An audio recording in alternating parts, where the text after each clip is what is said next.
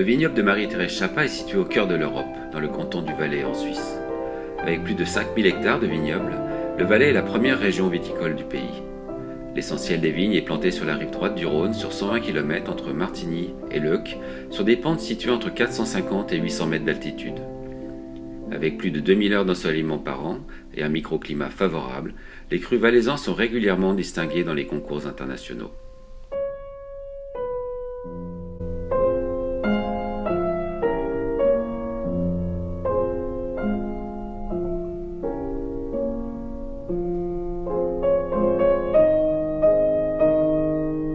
Marie-Thérèse Chapa a repris en 1987 la cave et les vignes de son grand-oncle qui à l'époque comprenait 1,5 hectare de terrasse.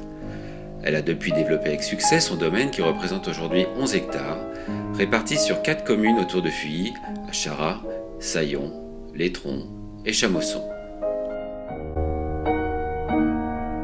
Le village de Fuilly se situe au niveau du coude du Rhône et bénéficie de conditions géologiques et climatiques tout à fait spécifiques, comme l'explique Marie-Thérèse Chapa.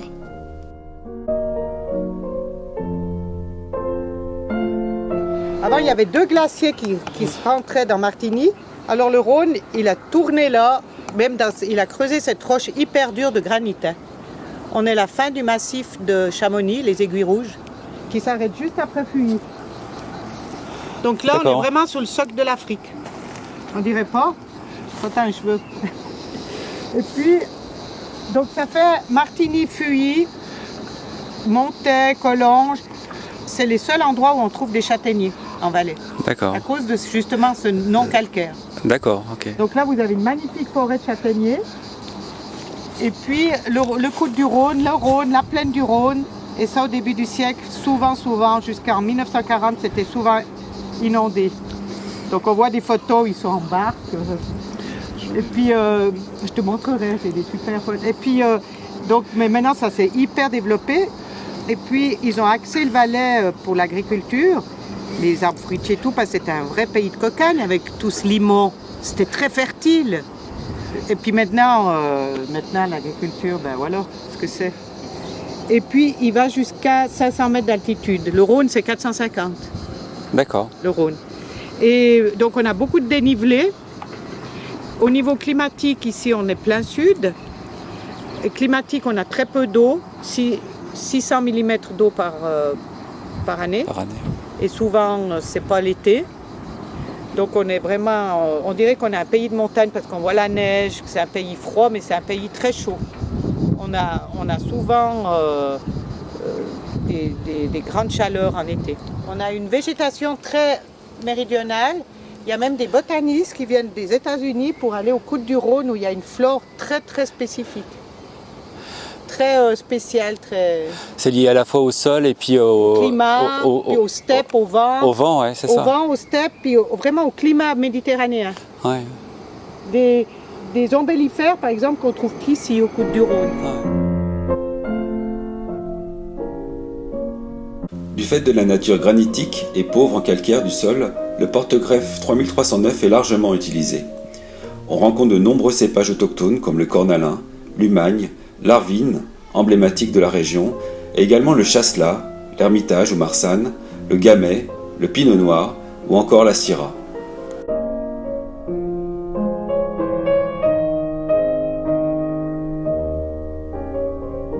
Valaisan, c'est-à-dire le gobelet sur tuteur, planté assez serré, et le travail du sol à l'époque avec le treuil, et puis à la pioche sous les rangs.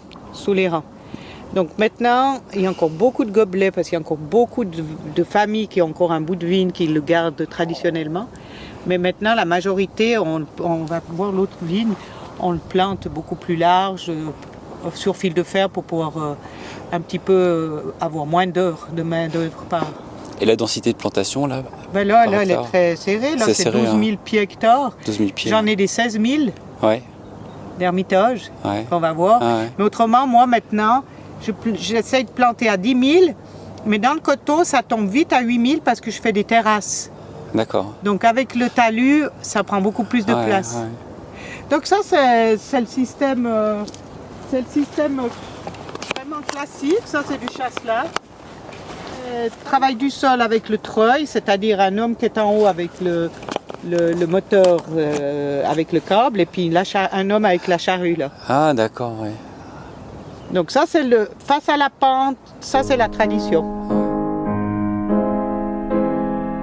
Ça c'est vraiment un peu notre point faible au niveau financier. Regardez celui-là, il bombe. Ouais. Mais maintenant on aura des subventions de la Confédération pour remettre en état ces murs qui tombent les uns après les autres.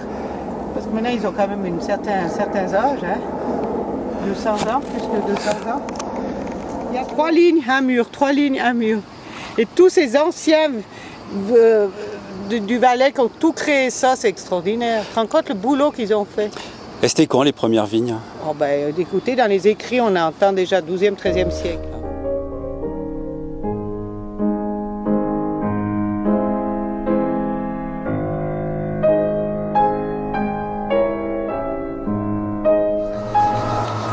Ça, c'est une taille qui est tournante, c'est un gobelet, donc c'est comme on a vu en haut les croumis.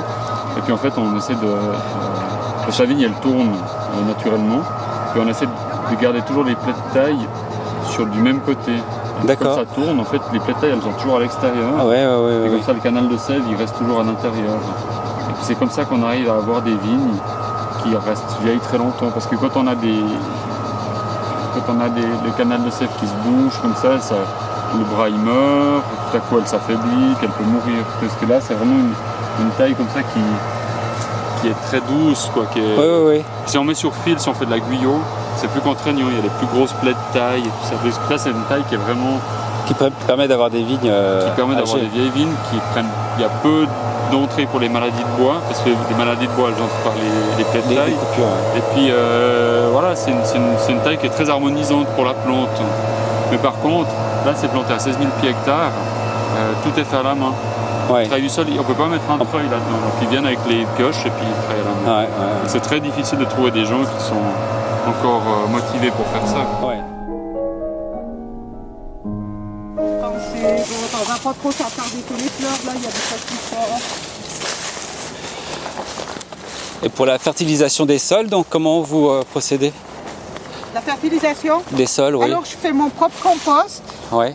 Et puis je fais la biodynamie, la bouse de corne. Bon ça aide beaucoup pour la fertilisation. Ouais. Ça c'est de l'origan sauvage.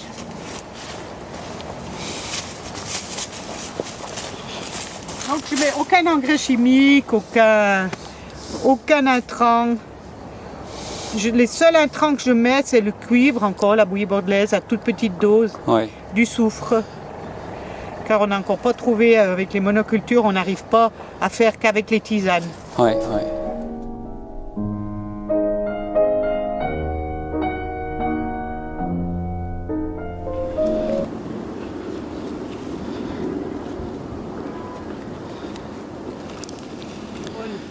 Quels sont les risques principaux que vous avez justement en termes de maladies La majorité c'est l'odium, parce qu'on est un pays quand même chaud et orageux, et avec et puis le mildiou. Ouais. Le mildiou ça dépend des années. Avant en Valais c'était insignifiant le mildiou. Mais depuis les années 2000, comme on a un petit peu quand même changement climatique, des pluies plus tropicales,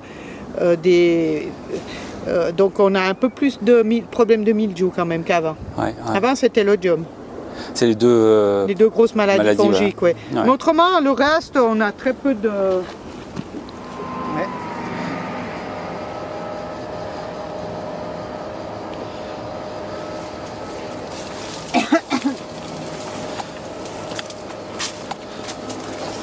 Oh, regarde ça, Steve. Ils sont belles les petites grappes. Alors moi je fais quand même une fois par semaine le tour de toutes mes vignes pour regarder si... parce que je fais beaucoup du préventif. Ouais. Et là tu vas couper en deux? Mais je crois que je vais suivre ton conseil. Je ne vais pas couper en deux la vigne. Hein? 3, moins de 100. Regardez, alors on a beaucoup de diversité avec les papillons, les c'est bon signe ça. Abeilles,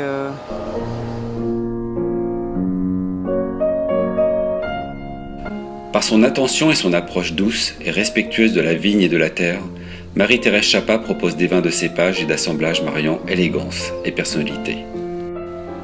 Elle est également pionnière des grains nobles en développant la tradition des grands surmaturés sur souche valaisanne.